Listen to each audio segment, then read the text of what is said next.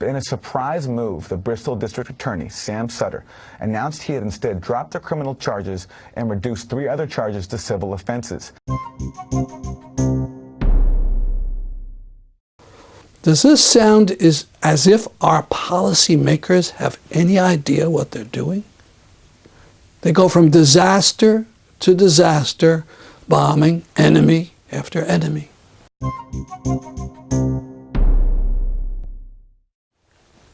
Hello, my name is Stanley Heller. Welcome to The Struggle. The Struggle is shown on 25 cable stations from Vermont to New York City, on the internet at thestruggle.org, our YouTube channel, Struggle Video Media.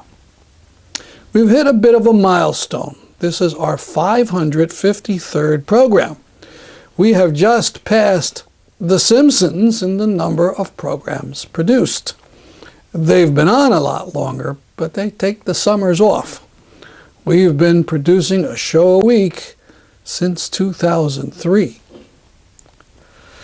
Now to the news. On September 9th, the Washington Post and other media talked about the UN World Meteorological Organization report that greenhouse gases were at record highs in 2013, and that they, quote, rose at a record-shattering pace last year, unquote. The new UN report on climate is a bombshell. Not only does it suggest that the rate of greenhouse gas emissions are climbing, but it says that the ability of the oceans to absorb carbon dioxide is decreasing. The oceans and plant life have been taking in about half the carbon dioxide we throw off. If they're tapped out, we're in big trouble. This combines with a report in the New York Times that greenhouse gas emissions were in danger of melting the ice on Greenland. If that were to happen, and that's what the Times article in August says we're on pace to do, if that were to happen, world oceans would rise 23 feet. It would take a long time to get that high, but once it started, it would be unstoppable. There is a bit of good climate news. Last year, a lobster boat captain blocked a coal ship that was on its way to Brayton Point in Massachusetts to deliver coal to that plant. He is now, or was, facing major charges, but in a very nice development, the prosecutor in the case decided to drop the major charges because he announced that he's convinced that climate change and coal burning is a huge danger. And this prosecutor is going to the People's Climate March on the 21st in New York. Watch this report from Democracy Now! We end today's show in Massachusetts looking at a case known as the lobster boat blockade. 2 climate activists were set to go on trial Monday for blocking a shipment of 40,000 tons of coal. Ken Ward and Jay O'Hara used their lobster boat to block a delivery of the coal to the Brayton Point power station in Somerset, Massachusetts. Ward and O'Hara faced charges stemming from their act of civil disobedience. But in a surprise move, the Bristol District Attorney, Sam Sutter, announced he had instead dropped the criminal charges and reduced 3 other charges to civil offenses. This is Sutter speaking just outside the courthouse. The decision that Robert Kidd and I, that's the Assistant District Attorney who handled this case, reached today was a decision that certainly took into consideration the cost to the taxpayers in Somerset, but was made with our concern for their children, the children of Bristol County and beyond, in mind. Climate change is one of the gravest crises our planet has ever faced. In my humble opinion, the political leadership on this issue has been gravely lacking. I am heartened that we were able to forge an agreement that both parties were pleased with and that appeared to satisfy the police and those here in sympathy with the individuals who were charged. I am also extremely pleased that we were able to reach an agreement that symbolizes our commitment at the Bristol County District Attorney's Office to take a leadership role on this issue. Amen. So that's very inspiring to me, and I will carry that with me in my heart. Thank you. Will you be a model for across the country? Well, I certainly will be in New York in 2 weeks. How's that? And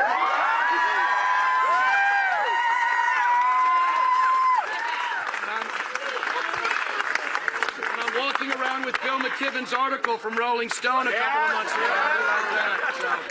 That's, you know where my heart is. That's Bristol County District Attorney Sen Warren.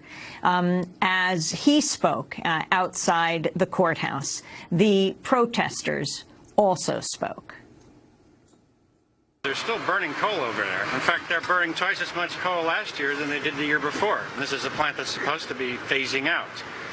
That's the problem. I mean, we just found out this summer that the West Antarctic ice shelf is in collapse. Nothing we can do about it. 10 feet of sea level rise. In that context, it seems to me the only thing one can do is put yourself in the way. That was climate activist Ken Ward, and we'll be joined by both the Bristol County District Attorney Sam Sutter, as well as the activists tomorrow on Democracy Now! You've been a long-time climate activist. Why did you decide to take this direct action last year? Why did you think it was necessary then? Well, nothing else is working. I mean, a lot of us have been doing this through. I mean, one of the things we had to argue, or would have argued had we gone to trial, is that we've pursued all legal available means to try to address the problem. I mean, we've been doing lobbying and public education and a whole set of things for a long time. None of those things have worked. It's just as, I mean, the trajectory hasn't changed.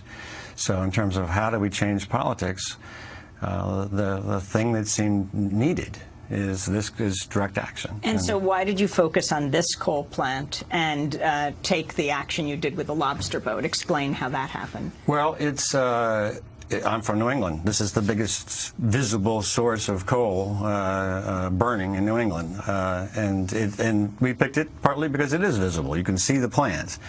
And partly because it's coal, and it's coal coming by ship. So there was a means. I mean, there was a way to interpose ourselves between the plant and the coal. So all of those things are what suggested it. Were you concerned about your safety? Not physical safety in the sense of, I mean, we took very careful precautions. Jay knows much more about this than I do, but we took a number of steps. It was several months of planning here to make sure that we were safe, nobody else would be endangered. Maybe a little question afterwards about the strength of the parts of the ship, but we thought So could you explain, Jay, exactly what you did? Yeah, so on the morning of May 15th, 2013, we, after a short prayer meeting on the docks in Newport, Rhode Island, we motored our boat, the Henry David T, up Narragansett Bay. And the Henry David T, how'd you come up with the name? We knew we needed to do some rechristening of the boat, and it was pretty clear that Henry David Thoreau would be a good example for us as we went into this work. We motored up and dropped anchor in the ship channel at Brayton Point, putting ourselves kind of right off the pier where the Energy Enterprise would be attempting to dock. We had dropped a really large anchor so that we were immovable, called the police, let them know we were there, and then waited. And then? Well, after several hours, eventually the Coast Guard arrived, the ship arrived, Somerset police arrived, the Coast Guard boarded our boat, and through a number of different attempts to get us out of the way, we decided we would comply with their order after having been threatened with some very, very serious and hefty fines. And then we spent most of the day trying to ourselves haul up the anchor and then waiting for the Coast Guard to say, well, you can't do that. We have to wait for us and have to wait for this ship to arrive. We have to wait for the state police dive team to arrive. And so between the anchor being stuck on the bottom and some, I would say, bureaucratic snafus, we ended up being able to block the shipment for the entire day. And what were you charged with?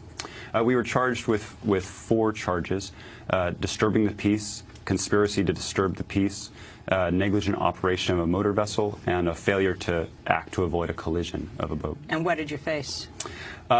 Our lawyers told us that all those charges combined could have maximum sentences of a couple of years.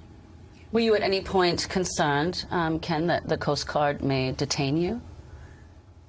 We were surprised that we weren't detained, but after the Coast Guard got on board, it was a very amicable, almost a long conversation, and they said right off the bat that they were primarily concerned with our safety, the safety of everyone else on the boat, and moving us, and they weren't interested in law enforcement in the traditional sense of, it didn't make sense to them, in essence, it didn't make sense for them to remove us, because then it would be harder to get the boat out of there. And I would say, emblematic of that, we were at some point making jokes with them. They were showing us how to use the radar. They were, as we were trying to raise the anchor, holding on to our life jackets to make sure we didn't fall overboard. So it was a very friendly, amicable interaction between us and the Coast Guard. I want to bring in Bristol County District Attorney Sam Sutter. On Monday, as we said, in a surprise move, he dropped the criminal charges and reduced 3 other charges to civil offenses against Jay O'Hara and Ken Ward. District Attorney Sam Sutter is joining us from Providence, Rhode Island. DA Sutter, can you talk about your decision to drop these charges? Well, I can tell you that I started wrestling with exactly how I was going to accomplish the various goals that I had on this case as we got closer to trial and actually reached the decision over the weekend through several discussions with some top people in my office, all of whom, I believe, share my views on climate change. And so, talk more about what it is you discussed, what weighed into your decision, and why you're so concerned about climate change. I mean, this is very unusual for a DA not only to drop the charges like this, but then to make such a dramatic announcement as you did when you came out of the courthouse, I think very much blowing away the very activists who you were about to try. Well, first about the decision and then about my point of view and whether it was unusual or not. So we thought about reporting part of the case to the appeals court because we were not sure that the criminal court had jurisdiction of the motorboat charges. But that was not met with a positive reception, really, by either the judge or the defense attorneys. So then we had to try to come up with a resolution of the case that met several concerns. Obviously, number one, my duty to uphold the law. So I can be in great sympathy with the protesters, but I do have a duty to uphold the law. Secondly, the interests of those in Somerset who had to foot the bill. That's the taxpayers of Somerset.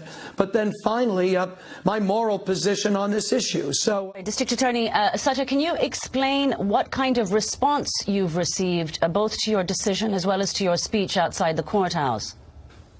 Well, it's been a humbling response and an inspiring one. I don't think I've ever received, maybe the night that I won district attorney, I might have received cheers that loud and that energetic, but it was just a wonderful feeling. And the response since, all the requests for interviews, it really has kind of taken me aback because I think that my position is a reasonable one in view of the data that I've looked at. The conversations that I've had with individuals more expert than I am, we're at a crisis point. And I do believe, with all respect for the political leadership, I do believe that there are not enough political leaders speaking out boldly on this issue. And I do hope that what takes place in New York next weekend is similar to some of the great protests, marches that have taken place within my lifetime, from Selma to Montgomery to the marches on Washington to end the war in Vietnam to one of the most recent, the 1 million people who gathered in New York in 1983 that clearly had an impact on Ronald Reagan to move him to the point where he had the discussions that he did with Mikhail Gorbachev in Reykjavik. I think that's the goal on September 20th and 21st, and I plan to be a part of it. Bridgeport houses the biggest greenhouse gas producer in the state, the Bridgeport Harbor Station coal-to-electricity plant. The plant has long been a danger to the community with all the chemical wastes it shoots into the air. It's located among the homes of low-income and mostly minority residents of Bridgeport. On Saturday, the 13th of September, there will be a rally at Baldwin Plaza with music and food. It's called Bridgeport Act on Climate. Its goals are to close down Bridgeport's dirty energy plants, to get people to the giant climate rally in New York on September 21st, and to show how war is ruining the climate. DJ entertainment by Kingsley and rapper Jay Stax, 4 p.m. to 6 p.m. on Saturday the 13th. Attend the rally and fight for your future.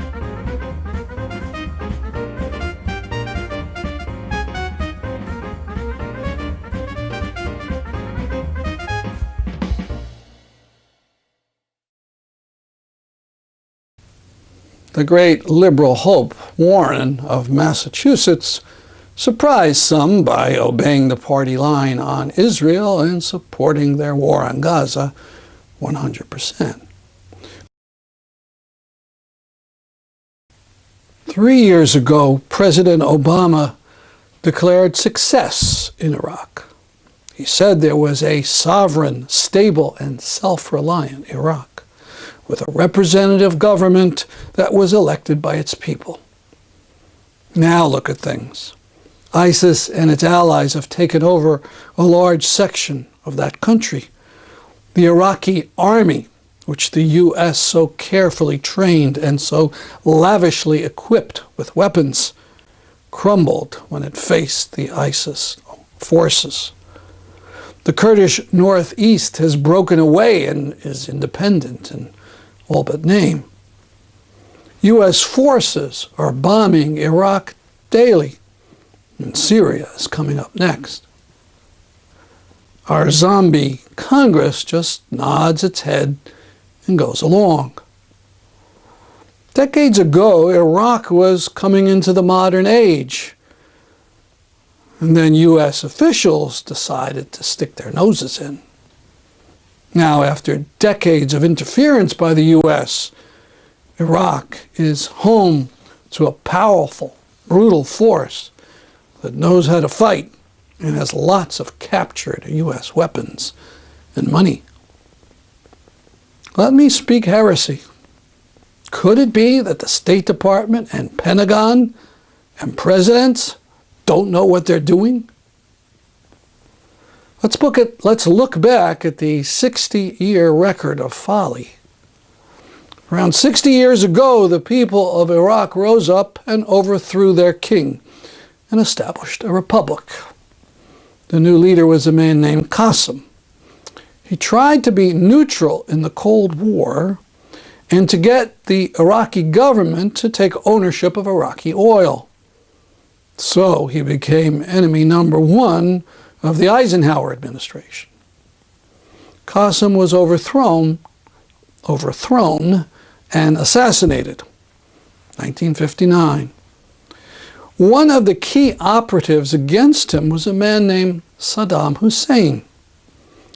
According to United Press International, the CIA and Hussein worked hand in glove. It took a few years for Hussein to take over in Iraq completely. In the process, the CIA gave Hussein and his associates lists of democratic and leftist forces in Iraq who were all rounded up and killed. In the 1980s, the U.S. helped Hussein because he was making war on Iran. Now, there was that infamous picture of Donald Rumsfeld and Hussein shaking hands. Hussein was able to get at least a draw in that war with Iran because of all the U.S. help. Help that was given, by the way, even though Hussein was using poison gas against Iraqi Kurds. Then in 1990, Hussein went a little too far for U.S. tastes. He invaded Kuwait. Now, the one-time tool and ally was the new Hitler. And we had our first Gulf War. After it was over, Iraqis rose up in rebellion against Hussein, but the U.S. under Bush let these rebels get slaughtered. Then there were 13 years of sanctions on Iraq. It couldn't sell its oil, it couldn't bring in the food and other necessities, and about 1 million Iraqis died. All this because Hussein supposedly had weapons of mass destruction. Tony Blair told us Hussein was a threat to the world.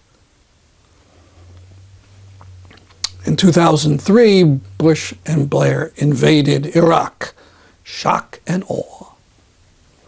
They used divide and conquer tactics to pit Sunni against Shia, and they left the country full of depleted uranium, ruined, and in the midst of a civil war. Do you think any of this might have gotten Iraqis angry? Angry enough to turn to any kind of fanatic or irrational force, as long as it appeared to be a winner? In 2011, Obama took out U.S. combat troops and said Iraq was sovereign. Of course, that didn't stop him just a month ago from deciding to boot out Iraq's Prime Minister Maliki because, surprise, surprise, Maliki and his government were corrupt and were treating Sunni like dirt. Who knew? Does this sound as if our policymakers have any idea what they're doing? They go from disaster to disaster, bombing enemy after enemy. Is ISIS bad news? You bet. Should something be done? Absolutely. Should the U.S. take the lead in fighting ISIS? Absolutely not. With their decades-long horrors in Iraq, U.S. leaders are the last people anyone should turn to set things right. Let me put it this way. You don't turn to the arsonist to help put out the fire. There is something called the United Nations. There is something called international law. If a country is being attacked, or if there's a threat to international peace, law says the matter should be brought to the United Nations. Let them handle it. Bring our troops home. Code Pink on September 9th sent folks to her D.C. and Springfield, Massachusetts offices. These are their photos and part of their statement. We had to take action. The Springfield, Massachusetts crew met with one of the senator's staffers outside of her office. They delivered a small pair of shoes to symbolize the children killed in Israel's latest assault on Gaza. A copy of Phyllis Bennett's book, Understanding the Israeli-Palestinian Conflict, a primer. And over 7,000 of your signatures on the petition we launched just the other day. The staffer listened to their concerns but didn't offer much insight from the senator's end. The D.C. team also delivered a petition with signatures and even refused to leave the office until a staffer met with us. We sang songs about peace, read aloud first-hand accounts from bloggers in Gaza about the situation on the ground and what it's like to live in the world's largest open-air prison. When a staffer finally met with us, he refused to answer any of our questions and wouldn't even acknowledge that the Israeli settlements in the West Bank are illegal. And now a bit of satire from Apartheid Adventure. Apartheid, where every life matters if you're of the correct ethnic religious category. And our military is working overtime defending your apartheid with a simple and effective strategy. If we kill their families, that will frighten them. We've killed an average of 2 of their children every week for more than 10 years. We've killed more than 1,500 of their children since the year 2000. Why, just recently on May 15th, we shot down 2 of their teenagers in the West Bank on video. And when they responded by killing 3 of us, we killed a bunch more of them, including 1 burned alive, and arrested hundreds and demolished homes and beat up their children on video. When they retaliated with some rockets from Gaza, that gave us the reason we were looking for to launch Operation Protective Edge and give them a really close shave. But we don't need a reason. We don't wait for them to attack. We've been launching airstrikes in Gaza since April. We're proactive, and we don't let ceasefires get in our way, because truces are for them, not for us. We're not just protecting apartheid, we're building community, bringing people together to express their shared values, and providing free entertainment along the way. With our high-precision instruments, we can even target boys playing on a beach or people watching the World Cup in a cafe. This is not a war. In a war, we might get hurt. This is just a series of surgical assassinations with highly precise collateral damage, and no matter what we do, they started it by retaliating to our airstrikes with rocket fire. Remember, as the Israeli Defense Forces say, Israel left the Gaza Strip completely in the August 2005 disengagement. But they're being modest. We didn't leave Gaza. We moved 8,000 Israeli settlers out while we moved 14,000 into the West Bank. But when we redeployed our soldiers to the borders of Gaza, we maintained our ongoing control of Gaza's borders, seacoast, airspace, water, electricity, imports, exports, and even their food calorie intake. In fact, under international law, Gaza is still occupied by us, ending the occupation of Gaza without ending the occupation of Gaza. If even a boat tries to break the siege or bring in humanitarian aid, we attack the boat and tell everyone it was full of terrorists with terrorist weapons like metal sticks and pocket knives and binoculars. We've made Gaza an open-air prison to keep your apartheid safe, and it works so well we're thinking of a similar arrangement for the West Bank. As Bibi says, there cannot be a situation under any agreement in which we relinquish security control of the territory west of the River Jordan. Sure, they complain and resist sometimes, but managing apartheid means mowing the grass once in a while, and if we create what we call our map of pain, pretty soon it's business as usual, killing families to protect your apartheid and getting away with it over and over and over and over again. That's our program for today. See you next week at this time. I'm Stanley Heller, and this is The Struggle.